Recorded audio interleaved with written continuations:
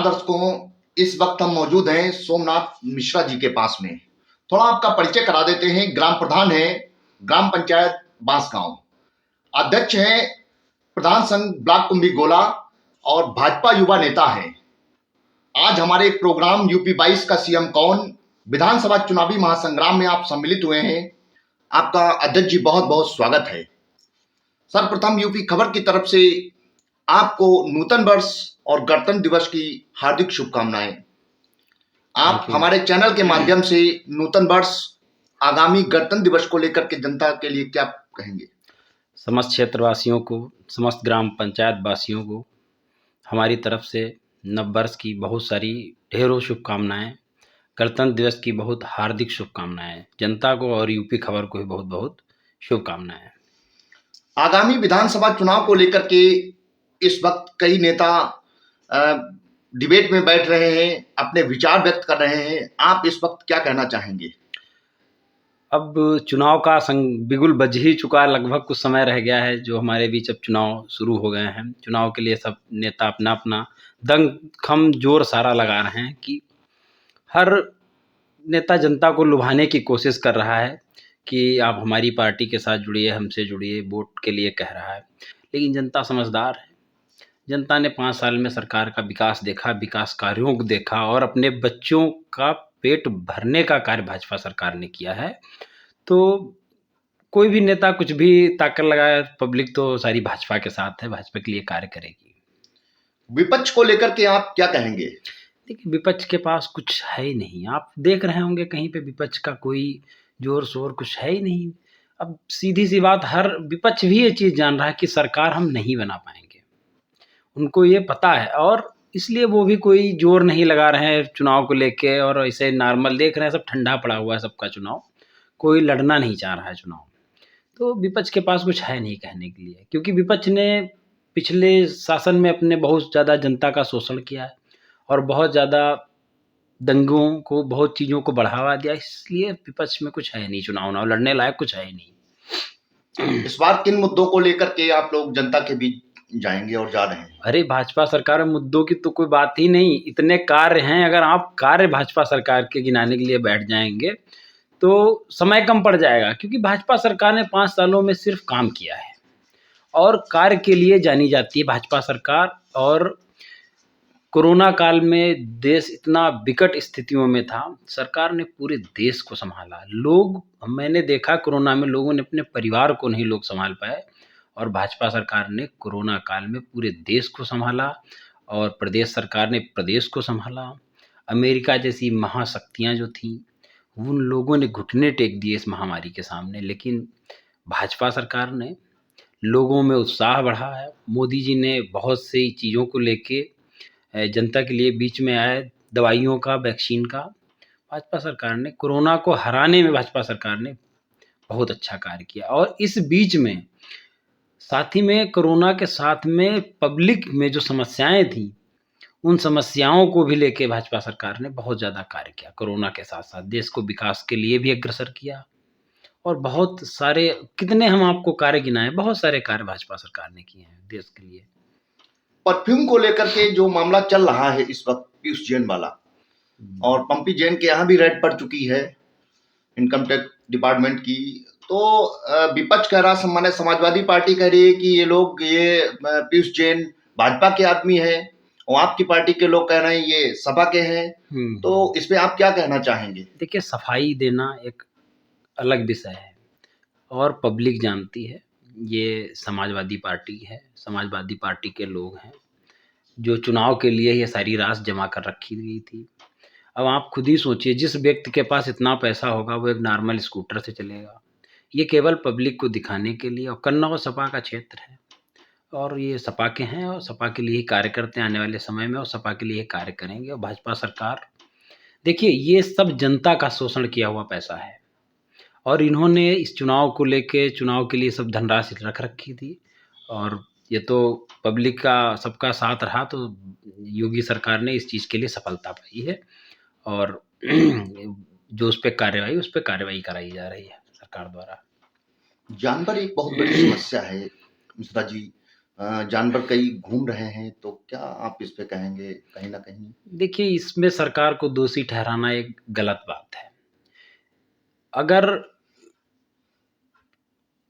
सरकार ने गौकसी बंद कर दी है, तो इसका मतलब ये नहीं है कि आप अपने जानवरों को खुला छोड़ देंगे। ये जानवर सरकार के नहीं हैं, ये जानवर हमारे हैं, अपने जानवर हैं और अपने लोगों के हैं। अगर इसी विषय को लेके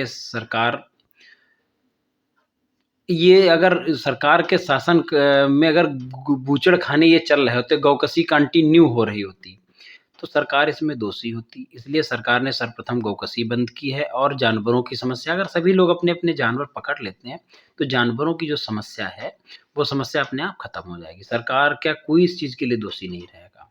देखिए, समाज में स्वच्छता, देखिए बूचड़खाने ये अशुद्धियों का कारण है। तो देखिए, अगर समाज को शुद्ध करना है तो इन सब चीज़ों पे रोक लगनी ज़रूरी थी, जो हमारी योगी सरकार ने इस पे रोक लगाई है। जानवर अपने सारे लोग अपने जानवर अपने खूंटों में बांध लें, जानवरों की समस्या स्वतः खत्म हो जाएगी। सरकार को दोष देना ये गलत चीज़ है। गन्ना भुगतान को लेकर के क्या कहेंगे आप? भुगतान तो हो रहा है, सरकार ने भुगतान कराया। किसानों की समस्या सामने आई, किसान धरने पे बैठे, सरकार ने तुरंत उस पे एक्शन लिया और गन्ना भुगतान हो रहा है किसानों का। समस्या ये ऐसा है, जो पिछली सरकारें रही हैं, इन लोगों के द्वारा ये समस्या बनाई गई थी किसानों की। भुगतान को लेके एक्चुअली ऐसा हुआ, ये अखिलेश सरकार थी, इन्होंने बजाज के साथ कहीं ये बिजली का उस पे प्लांट पे कार्य किया था, पावर प्लांट पे कार्य किया था। तो उनका कहना है पिछली सरकार का पैसा आप हमें दे दीजिए, हम किसानों का भुगतान कर देते हैं।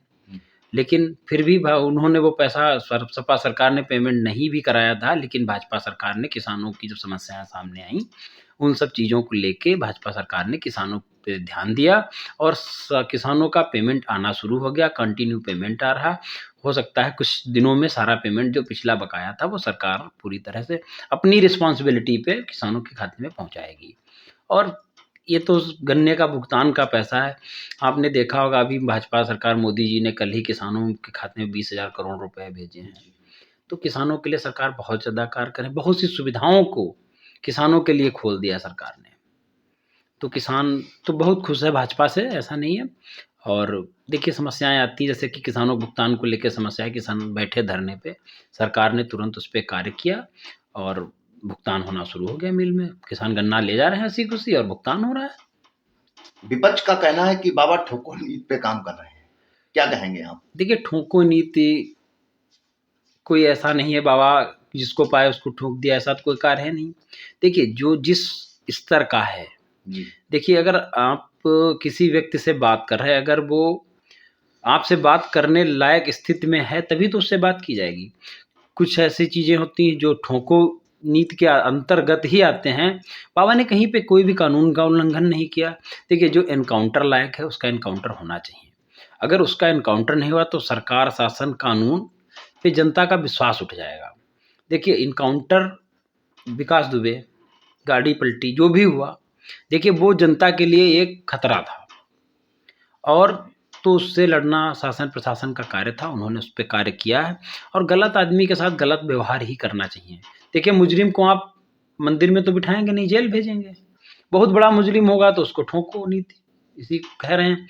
लेकिन जो सही है, बाबा ने कोई भी गलत तरीके से कोई भी कार्य नहीं किया। जो उसका एक्चुअल जो चीज़ होनी चाहिए जिस व्यक्ति के साथ, बाबा ने वही किया है। एक गरीब को राशन मिलना चाहिए तो उसको राशन मिल रहा है।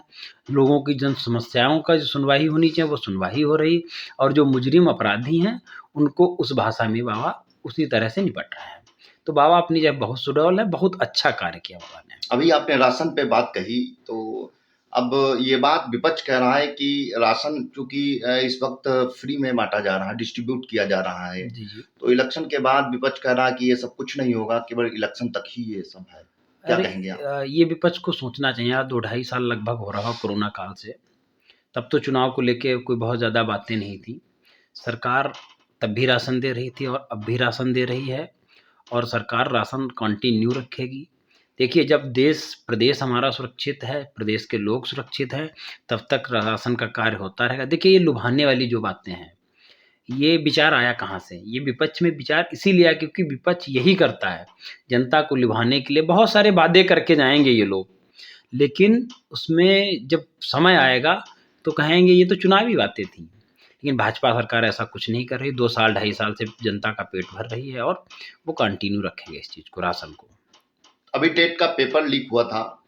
अब विपक्ष का कहना है कि बाबा का मैनेजमेंट बहुत बढ़िया नहीं रहा, इसलिए पेपर लीक हो गया। क्या नहीं, कहेंगे आप? ऐसा है, मैनेजमेंट पे हम सवाल नहीं उठा सकते। देखिए, अगर कहीं से भी कोई त्रुटि हुई तो उसको तुरंत रद्द कर दिया गया, ना कि सपा सरकार की तरह पेपर कराया गया।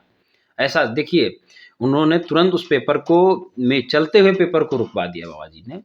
और जो लोग जो इसमें अराजक तत्व थे, बाबा ने उनके घरों पे बुलडोज़र चलवा दिया, गैंगस्टर की कार्रवाई कराई है। देखिए, ये भविष्य के साथ खिलवाड़ केवल समाजवादी सरकार करती है। अब समाजवादियों के पास कुछ है नहीं, बाबा नौकरी दे रहे हैं। देखिए, बाबा का मानना, बाबा चुनाव हो गया था, ये जानकारी खुली, पेपर लीक हुआ, ये पब्लिकली आई। देखिए, विपक्ष होता है, आती ही नहीं पब्लिकली। ऐसे ही विपक्ष के सारे अपने लोग वो करा ले जाते हैं अपना। देखिए, बाबा ने जो जायज़ था उस पर तुरंत कार्रवाई करा दी।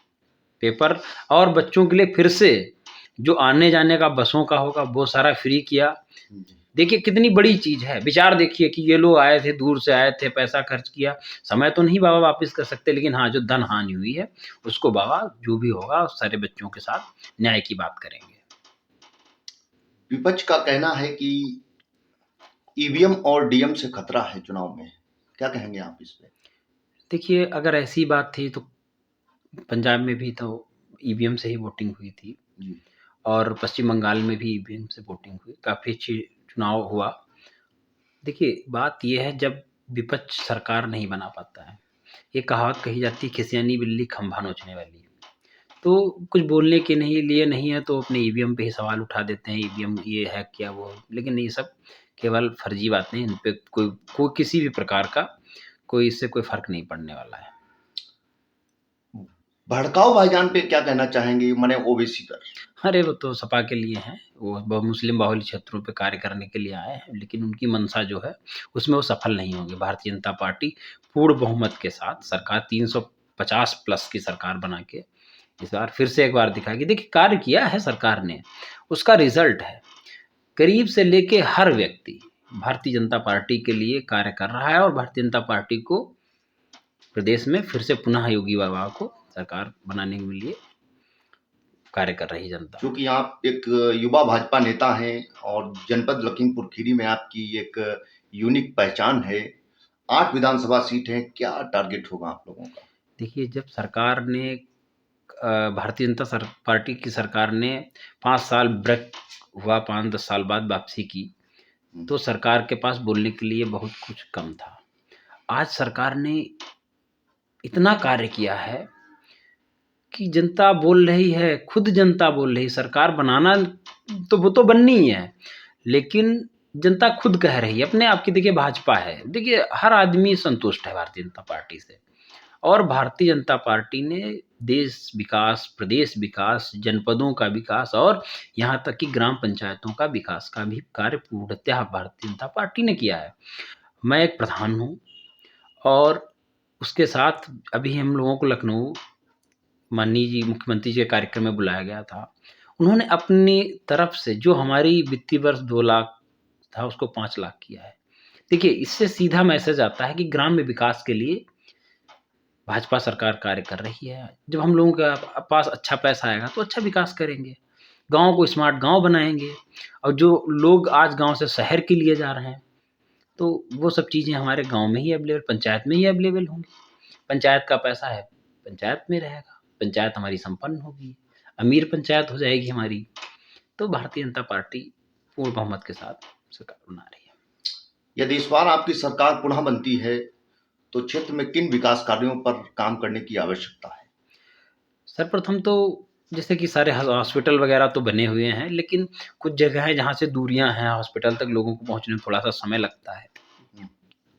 तो सर्वप्रथम हम लोग भी सरकार से इस विषय में बात करेंगे, जहाँ पे लोगों को इंस्टेंट में तत्काल में इलाज मिल सके। ऐसे छोटे-छोटे अस्पतालों का गठन भी करवाएँगे, और मिनी बैंक्स को लेके भी सरकार कार्य कर रही है पंचायत में ही। और इन सब चीज़ों को, छोटी-छोटी चीज़ें हैं लेकिन ये जनता के बहुत हित की चीज़ें हैं, इन पर सरकार कार्य करेगी। छोटे-छोटे मिनी हॉस्पिटल टाइप का कार्य सर्वप्रथम तो मुद्दा है, क्योंकि कोरोना काल आया, बड़े-बड़े देशों ने घुटना टेके हैं। मैं नहीं चाहता हूँ कि कोई दोबारा कोई भयावह स्थिति आए। तो इसलिए मैं सीधी-सी बात है, मैं सर्वप्रथम तो मेरी वरीयता हॉस्पिटल को लेके है, पब्लिक स्वास्थ्य के लिए सर्वप्रथम कार्य करना चाहिए। यूपी खबर के माध्यम से आप चुनाव को मद्देनजर रखते हुए जनता से क्या अपील करेंगे? जनता से हमारी यही अपील है, भारतीय जनता पार्टी ने बहुत विकास कार्यों का कार्य किया है और आप जानते हैं कहीं भी निकलिए सब हाईवेज़ बन रहे हैं, ओवरब्रिज का कार्य हो रहा है, जहाँ आज घंटों जाम लगी रहती थी, वहाँ आप सेकंडों में निकल रहे हैं। तो सभी लोग और सुविधाएँ आ रही हैं, मोदी जी, योगी जी सबके खातों में पैसा भेज रहे हैं, आवास योजनाएँ मिल रही हैं, नरेगा कार्य। तो जनता से मेरी यही अपील है कि सभी लोग आइए, भारतीय जनता पार्टी की पुनः सरकार बनाइए और हमारे माननीय मुख्यमंत्री योगी आदित्यनाथ जी को फिर से पुनः मुख्यमंत्री बनाया। दर्शकों, अभी आप सुन रहे थे सोमनाथ जी को, जिन्होंने हमारे चैनल के माध्यम से सबसे पहले क्षेत्रवासियों को और प्रदेशवासियों को सभी को इस नूतन वर्ष और आगामी गणतंत्र दिवस की हार्दिक शुभकामनाएं दिया। तत्पश्चात आपने भाजपा सरकार के द्वारा जो भी योजनाएं लॉन्च की गई हैं उनके बारे में बखूबी बताया और साथ ही में विपक्ष पे भी जमकर तंज कसा। इस बार आपने बताया है कि 350 प्लस का टारगेट है और हम लोग पुनः सरकार बनाएंगे और आप लोग भी इसमें बढ़ चढ़ के हिस्सा लीजिए, क्योंकि आपके मुताबिक देश जो है और प्रदेश सुरक्षित हाथों में है। अब दर्शकों, सोचने की बात यह है कि चुनावी शंखनाद हो चुका है, प्रत्याशी मैदान में आने वाले हैं। अब सारा का सारा निर्णय जो है वो जनता के हाथ में है। इसी के साथ कैमरा पर्सन कैलाश चक्रवर्ती के साथ मनीष शर्मा, यूपी खबर, लखीमपुर खीरी।